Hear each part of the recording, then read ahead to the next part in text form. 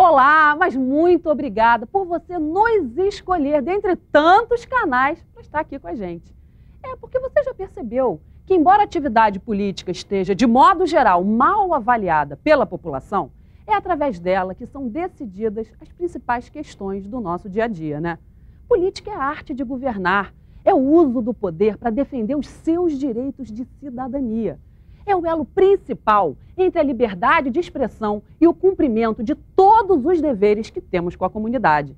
No programa de hoje, vamos debater um pouco mais sobre a formação e o funcionamento dos partidos, a importância do ficha limpa e tudo de melhor que a política do bem pode nos proporcionar. Então fica aí, coladaço com a gente que já estou de volta.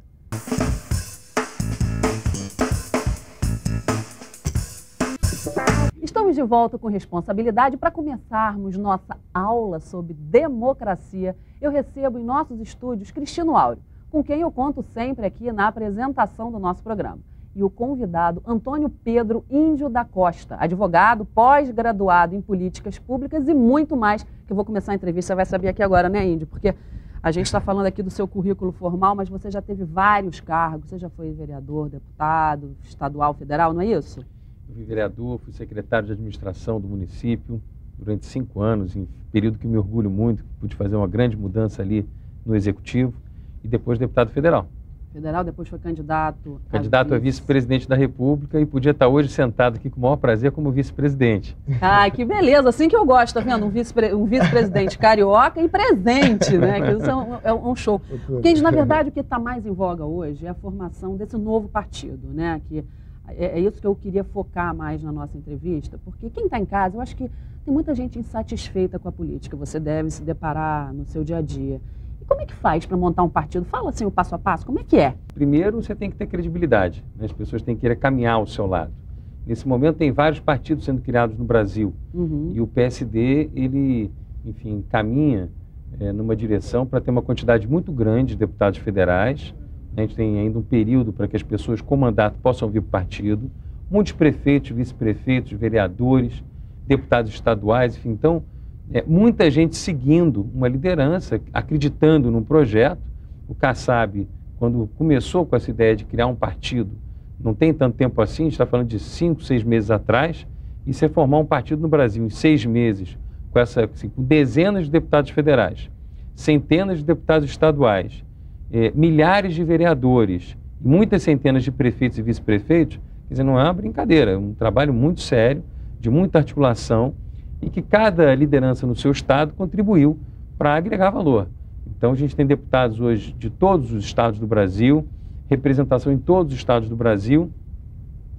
Então, em primeiro lugar, ter credibilidade. Segundo, do ponto de vista jurídico, tem que recolher quase 500 mil assinaturas certificadas. E no PSD, no Brasil todo, a gente chegou a recolher quase 3 milhões de assinaturas. Muito mais do que o necessário, né? A gente teve que recolher tudo isso porque vem com muito erro.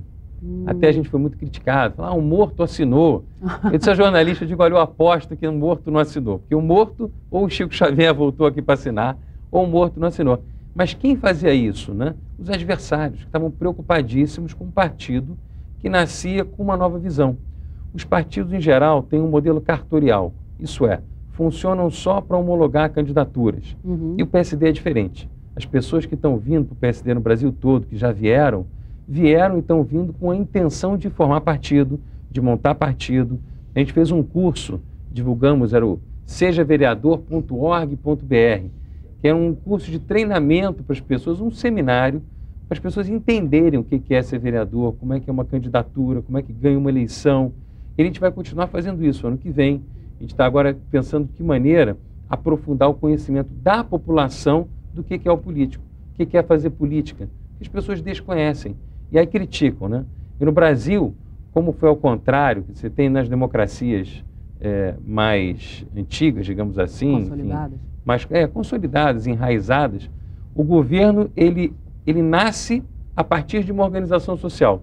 E no Brasil não. Primeiro nasce o governo, depois vem a organização social. Verdade. Porque, na verdade, quando Dom João fugia, preocupado com a invasão de Napoleão em Portugal, ele reúne as pressas e manda a família real, foge de lá também junto, para o Brasil. Quando chega aqui, vem o Estado.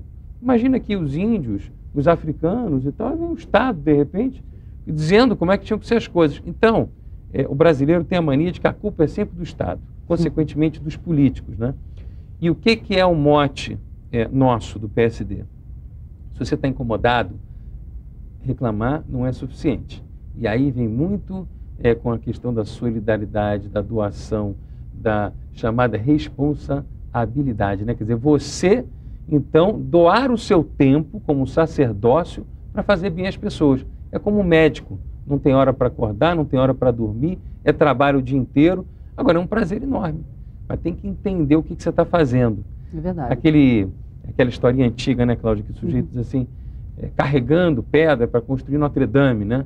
E aí passava um sujeito super forte, carregando umas pedras pequenininhas e reclamando muito, suado, incomodado. Daqui a pouco vinha um magrinho, uma pedra enorme, sorrindo, feliz da vida, com muito menos força para carregar aquela pedra, né? E aí quem estava vendo aquela cena resolveu perguntar. E um disse assim, o magrinho, carregando aquela pedra grande, disse, não, eu estou construindo uma catedral. E o outro, todo fortão, carregando, incomodado, uma pedrinha pequena, diz assim, eu estou carregando pedra. Então, é motivação, né? Aqueles que entendem o que estão fazendo na vida pública, esses sentem prazer com isso e se motivam com isso, né? Os outros que estão aí, enfim, achando que estão carregando pedra, esses aí realmente acabam não produzindo o que deveriam para a sociedade. Então, a atividade fica enfadonha, né? E os dois lados têm responsabilidade. O político tem muita, mas a sociedade também, até porque é a sociedade quem escolhe os políticos. Então a gente também não pode dizer, a culpa é dos políticos. Não, a culpa é de todo mundo, né? E o que é essa culpa? Vamos pensar daqui para frente. Como que você faz para melhorar? Esse que é o desafio. É verdade. Cristina, a boa notícia é ter um jovem, mas super experiente político à frente, né? Já presidente do novo, então, PSD, que é uma sigla que a gente já conhece, mas que está sendo, como é que eu poderia chamar? Renovada? Como é que eu chamo? Porque o PSD, né, a gente já conhece essa sigla. Como é que a gente chama essa recolocação? Ele eu diria repaginado. Pronto. A questão do PSD, para quem já foi do PSD ou fica curioso e tal, é o seguinte, o Juscelino, o JK, ele era desenvolvimentista. E o PSD, ele tem essa visão de desenvolver. E todos nós que estamos entrando no PSD, que fazemos parte do PSD, queremos desenvolver o Brasil. Vão ser 5 anos em 5 meses. Claro. Porque o mundo evoluiu e está correndo mais. Agora tem rede, né? 5 dias. Índio, uma coisa que a Cláudia já abordou e que eu acho que valia a pena a gente explorar um pouquinho mais é o seguinte. A gente fala de mobilização e pensa em você. Né? Você, além de ser um político jovem e com muita experiência, porque tem gente que está na juventude, mas tem ideias antigas. Né? Você vê muita gente da política que entrou na política cedo e envelheceu cedo, porque trouxe velhos hábitos e comportamentos na política que são ruins, como norma geral. Você conseguiu uma coisa sensacional. Você conseguiu não só ser respeitado pela qualidade da gestão, políticas públicas que você já defendeu e executou, implementou, mas também essa sua capacidade de mobilização. Na lei da ficha limpa já foi assim, né, com uma participação popular muito grande, coleta de assinaturas, manifestação da sociedade. Essa empreitada em torno do PSD também demonstra isso. Você falou em credibilidade, falou também nessa possibilidade de arregimentar e trazer gente. Eu queria te perguntar, como é que você está vendo o fato de que a corrupção está colocada como um tema e houve uma chamada aí há alguns dias para uma mobilização popular na rua e não atingiu os objetivos. A que você atribui isso? Como é que você vê isso? Olha, Cristina, essa pergunta é uma boa pergunta, porque está todo mundo cansado da corrupção, todo mundo reclama da corrupção. Sim. E reclama com toda a razão. Né?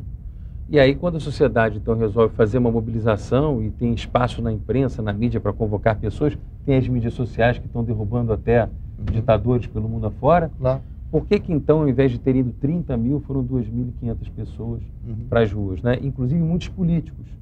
Né? Quer dizer, população mesmo se mobilizou pouco. A sua mídia social é ótima, o seu @índio no Twitter é muito bom. Eu passei de 260 mil agora. Que beleza, parabéns. Obrigado. Aí você, @índio. É bom porque tem sempre um debate, uma conversa com o eleitor, saber o que pensa, o que não pensa. Tem sempre um canal. Muito importante. Mas o que acontece? A minha avaliação, as pessoas estão cansadas de gritarem em vão. Então o sujeito vai para a rua, se mobiliza, ele na rede social ele critica, ele é criticado, e ele então propõe algo. O que ele está propondo? Uma mobilização contra algo. Então, em primeiro lugar, devia ser a favor de algo. Ficha limpa era a favor de uma política melhor. Sim. Segundo, qual é a solução disso? Eu tenho uma proposta efetiva que o PSD defende nacionalmente, que é o voto distrital em 2 turnos. Então explica isso, porque quem está em casa as pessoas não têm. Explica exatamente. Isso é muito importante. Eu vou assim, tentar simplificar. Mas hoje, no Rio de Janeiro, capital, para dar um exemplo, quando você procura um vereador para votar, você tem 1.500 ou 1.600 candidatos. É muita gente para escolher. Se tiver o voto distrital, cada partido só vai poder indicar um candidato por distrito. Então você pega a cidade do Rio, divide a cidade por distrito. Aqui são 51 vereadores eleitos. Então, e assim, análogo por cada cidade do Brasil, mas a intenção é começar com as cidades que tenham 2 turnos de eleição. Portanto, que tenham mais de 200 mil moradores. Né? Então, como é que funcionaria? O sujeito, cada partido indica um candidato por distrito e os 2 mais votados, se ninguém atingir mais de 50% dos votos, tem 2 turnos, tem um segundo turno. Então, quando tiver o segundo turno para prefeito, terá para vereador naqueles distritos onde a pessoa não atingiu mais de 50% dos votos. E aí o eleitor passa a saber, em quem de fato ele votou, 2, quem foi eleito na sua região. E ele tem como acompanhar, cobrar, porque a gente, enfim, aí é uma questão de opinião, né? Na nossa opinião, a gente só vai melhorar a política no dia em que o eleitor, ele de fato tiver instrumentos para cobrar do eleito. E o eleito também tiver instrumentos para poder informar ao eleitor o que ele está fazendo. Hoje é difuso. Hoje a pessoa é eleita numa cidade, imagina um estado, pega o estado do Rio. Aqui são 46, se não me engano, deputados federais e 70 estaduais. Então você teria 2 divisões diferentes, uma para estadual, uma para federal, por distrito, para haver a divisão. No caso dos deputados estaduais, o estado seria dividido em 70 distritos. Aquele distrito vai escolher um deputado estadual. E aí, ele vai saber a quem ele cobra. Depois de um debate entre 2 deputados estaduais, o eleitor vai poder escolher sabendo o que aquele deputado pensa. Hoje em dia você vota ao léu.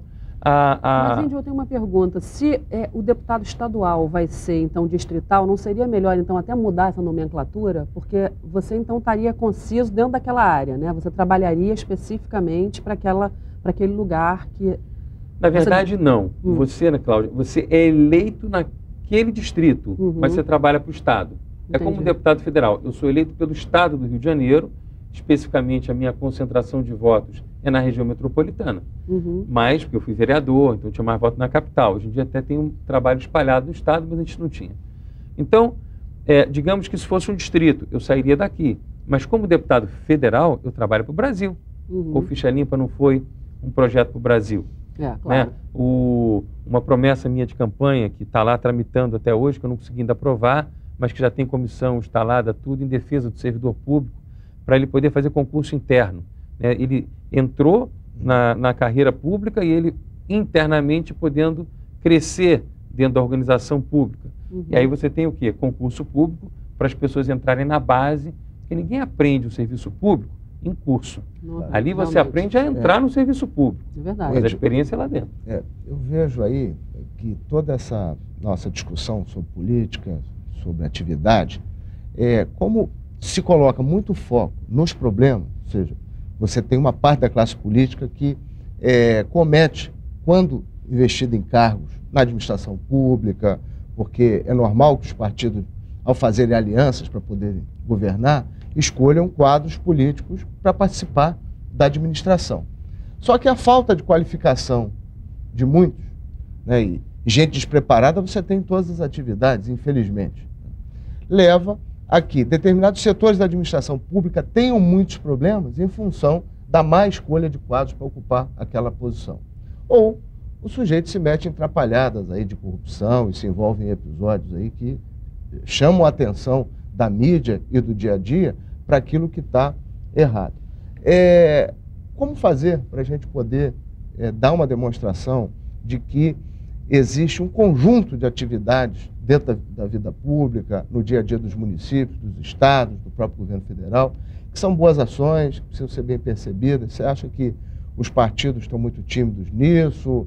Nós temos que ocupar mais espaço de discussão nas mídias sociais que estão aí na internet? O que você pensa disso? Como é que uma ação que o PSD poderia estar fazendo para promover esse melhor conhecimento?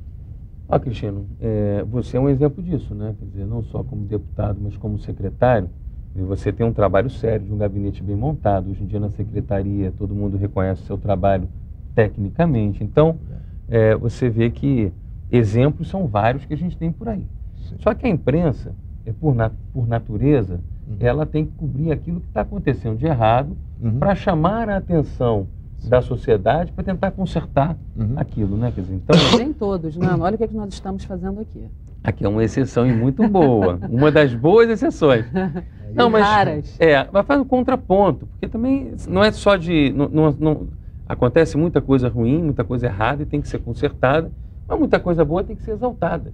Também não pode ser quanto pior, melhor. Claro. Quem mais vende jornal, mais vende publicidade, aí não caminha. Então, eu acho que um bom caminho é fazer como a gente tem feito. São pequenos grupos, palestras, seminários. A gente está aprofundando. O PSD tem uma escola de formação de lideranças e uma escola de qualificação de pessoas, ou para entrarem na política, ou para entender o que é a política, permanente. Eu acho fundamental, porque eu também sinto essa necessidade no meu dia a dia. Eu acho que a política ela se torna muito complexa para o cidadão comum. E achei muito bacana essa proposta que você, desde o início, está explicando, que o PSD, então, surge com esse novo olhar, né? Quer dizer, é uma maneira de você de acompanhar em quem você votou. Você explica um pouco melhor naquela dinâmica que você estava falando da eleição, quando vai haver 2 vereadores naquela área. Voto distrital. Como que você vai fazer para, então, acompanhar o trabalho do seu candidato e aí depois fazer nova escolha numa futura eleição? Cláudia, aí tem uma coisa muito importante que é o seguinte, os custos, para concluir, onde é que isso atrapalha o processo de corrupção? Todo o processo de corrupção ele tem uma justificativa, embora ilegal, do ponto de vista político, as pessoas, mas era caixa 2 porque era para a campanha, era para a eleição. Custa tão cara a campanha eleitoral, para todo mundo, que acaba se justificando o que é injustificável, que é a corrupção. Portanto, o voto distrital, na hora que eu vou competir, com 26 ou 25 ou 10 ou 12 ou 15 pessoas no distrito, fica muito mais fácil do eleitor me conhecer. Então ele começa a estabelecer uma relação com o político. Depois, consequentemente, me fiscalizar. Então o sujeito era pobre, não tinha dinheiro, que nem teve uma denúncia numa Câmara de Vereadores no interior na semana retrasada, que o sujeito disse assim, mas como é que pode, presidente? Eu queria que o senhor só me respondesse uma pergunta. O senhor estava com dívida antes de ser vereador. O senhor está no 3º mandato, presidente da Câmara há 3 eleições, né, para presidente da Câmara. E aí agora o senhor tem carro importado, anda voando por aí, etc e tal. Como é que o senhor explica o seu patrimônio? E aí, então, esse tipo de coisa, quem vai fazer não é nenhum político, porque naquele momento está fazendo oposição a alguma ideia do outro político. Não. É a sociedade.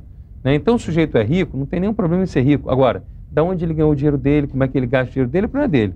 Mas da onde ele ganha, é problema de todos nós. Então, assim, aí você tem um processo de controle maior, porque tem a proximidade. Ao mesmo tempo vai ficar barato.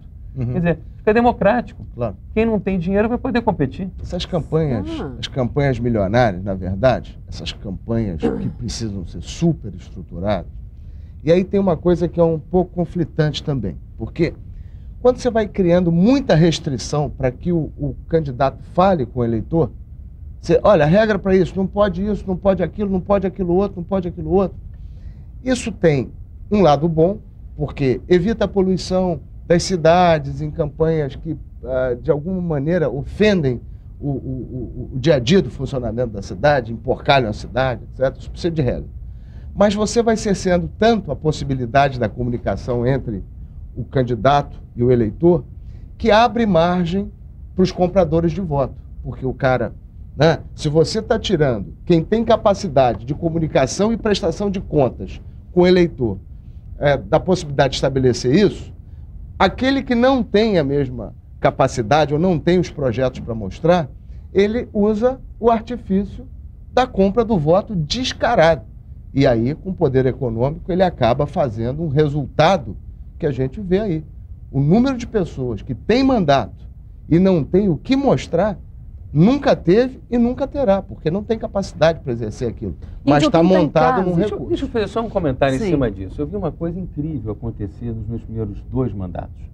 Enfim, eu fui vereador 3 mandatos. Nos meus primeiros 2, eu vi vereadores que eu tinha uma enorme admiração pelo trabalho deles. Não eram vereadores da minha linha, eram vereadores de uma outra linha política, não só questão partidária. Pensavam o mundo de maneira diferente do que o que eu penso, mas tinha um trabalho muito sério, muito ativo.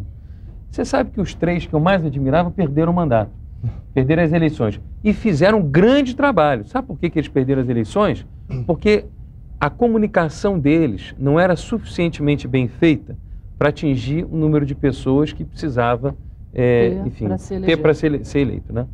E quem não fazia coisa nenhuma, mas tinha por trás uma equipe de marketing, propaganda, etc., se elegia sem ter produzido.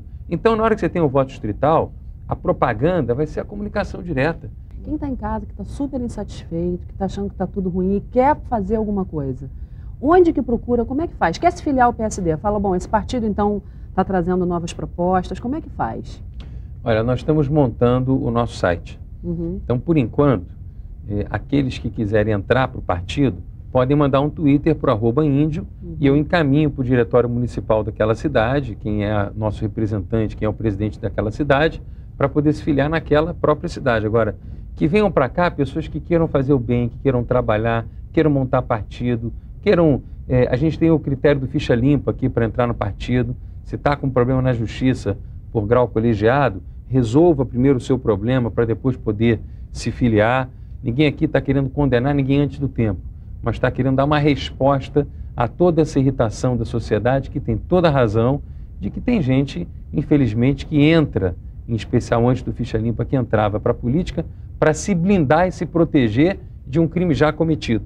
E o sujeito não tinha nem nada a ver com política, né? Quer dizer, ele faz isso para se proteger. Então, essa não é a nossa intenção. Entendi. Então, se você é ficha limpa, quer se filiar, é muito bem-vindo, entra pelo @índio, para a gente construir um partido diferente, um partido que efetivamente esteja conectado com as pessoas, que escute as pessoas, que não seja um partido que só vai funcionar como cartório chancelando aqueles candidatos em ano de campanha eleitoral. Tem algum pré-requisito? Quem quiser entrar, por exemplo, tem uma senhora de 80 anos que está em casa nos assistindo, mas quer participar, quer dar a contribuição dela, quer participar das reuniões. Tem um jovem de 19 que também gosta de política e quer contribuir para fazer o Brasil melhor. Tem um pré-requisito, é querer fazer um Brasil melhor. Ah, então que beleza. Tá vendo, Cristiano? Só bons preceitos. Sem dúvida. Acho que é isso que o Índio colocou e de maneira muito feliz. A sociedade está querendo voltar a respeitar a política. No Brasil nem sempre foi assim como a gente tem assistido. O Brasil é um país jovem, se você olhar, uma jovem democracia. Nós temos muito pouco tempo do exercício efetivo da democracia. E como a gente aqui é otimista de carteirinha, é verdade. A gente acredita que é possível, através da política, a gente promover isso. Mas não desse jeito clichêzão, ficar também defendendo chapa branca, vamos dizer, né? Não, a gente sabe que a política tem suas mazelas, seus problemas, mas a gente acha que é pelo debate, pela depuração que as coisas vão acontecer. Então, eu fico muito feliz de poder, primeiro, estar aqui junto com o Índio, que a admiração pessoal, né, nossa, por você é grande. É mútua. Tenho certeza que dia a dia da população ela reconhece isso e fico muito feliz também de poder estar contribuindo aí para que o PSD nasça de uma maneira bacana, respeitada e olhando para o futuro assim com esperança. Já é um partido que nasce com grandes expoentes, né, Índio? Queria que você usasse então alguns minutinhos para fazer as suas considerações finais, agradecimentos ou chamamento à sociedade. Primeiro, parabenizar vocês pelo programa, tá certo? Obrigada. Um programa como esse, ele é muito importante, dá a oportunidade de a gente esclarecer a sociedade, o que está pensando, o que está fazendo, quais são os caminhos, enfim, que a gente tem pela frente para poder, de alguma maneira, melhorar a vida das pessoas, porque política é isso, né? Como é que você melhora o país, como é que você melhora o estado, a sua cidade, o seu bairro, a sua rua, e ao contrário também, da rua para o país, né? E aqueles que tiverem interesse de fazerem parte do PSD, tenham apenas uma frase na cabeça que eu vou aproveitar um pouco da experiência do Kennedy, né? O Kennedy, quando no discurso dele de posse, diz assim, não pergunte o que os Estados Unidos podem fazer por você, mas o que você pode fazer pelos Estados Unidos, né? E aqui é o seguinte, não pergunte o que o partido, ou o que a política pode fazer por você, mas o que você pode fazer pelo partido e o que você pode fazer pela política para melhorar a vida das pessoas. Se você pensar dessa maneira, o PSD é o seu partido. Pode vir, que você é muito bem-vindo. Para quem vão seus beijos, Cristiano? Olha, seus bom, abraços? Primeiro para você, né? Ah, muito obrigada. Tá linda, maravilhosa. Lu Santos, de Macaé. Não é Lulu Santos, não, é a Lu. Né? Lu Santos, de Macaé. Lulu Santos também. Lulu, você merece. Eu vou abrir aqui. É porque o foco tá tão grande, entendeu? Mas o Lulu também é super gente boa. E acordando, normalmente, tem tanta gente que acorda e vê o programa e escreve pra gente, né? Eu queria mandar um abraço pro Marcos Palmeira, que outro dia viu o programa e mandou um Twitter. Marquinhos, um abraço grande, estava anotado semana passada, acabei esquecendo, mas hoje vai aí. A Patrícia Nazaré, de Macaé também, a Joelma, de Casimiro de Abreu, Luciano Alvarenga, nosso amigo aqui do Rio, mais especificamente de Niterói, a Marine Barros, de São Gonçalo, o Juliano Sebastião, grande quadro, marxista, daquele convicta, dogmático e militante. A Yara Fonte, da Tijuca, que sempre nos escreve. Então, um beijo para todos vocês e vamos continuar aí juntos, né, trabalhando em favor da democracia no Brasil. Olha que beleza, eu estou super honrada de estar com esses dois expoentes extraordinários. Muito obrigada a vocês de estarem aqui. Eu também tenho os meus beijos. Eu quero mandar especialmente um beijo carinhoso para o almirante Ricardo Cabral, presidente do Clube Naval, que tão gentilmente nos convidou para fazer palestras lá, e também para o Edmilson Muniz, de Duque de Caxias, que reclamou, tá vendo, Edmilson? Esse beijo é especial para você, parei tudo, hein? A gente também tem as nossas redes sociais, também estamos com bastante seguidores, também estamos com Facebook, Twitter. Acho que eu vou botar Clau, porque o meu Twitter é @CláudiaCataldi. Eu vou mudar, vou botar @Clau, hein? Por sugestão do nosso amigo. C. Cataldi. Pronto, C. Cataldi. Acho que eu vou mudar, vou fazer uma enquete. Para o Álvaro Abreu aqui do Rio de Janeiro, para o Sérgio Ramos Pacífico, Ana Lúcia Félix Pinheiro, Dré Santos, Manuel Cruz, Renata Gomes, Márcia Miranda e Luíse Vassorini de Campos. Olha, nós recebemos de todo o estado do Rio de Janeiro e de alguns estados que ainda repercute ali, as antenas estão passando. Muito obrigada, gente. Muito obrigada pela sua audiência. A gente sabe que isso é uma questão de escolha. Fazemos esse programa com todo carinho, especialmente para você. Muito obrigada por estar conosco. Fiquem com Deus, lembrando sempre que quanto mais responsabilidade você assiste, muito mais responsável você fica. Um beijo, até a próxima.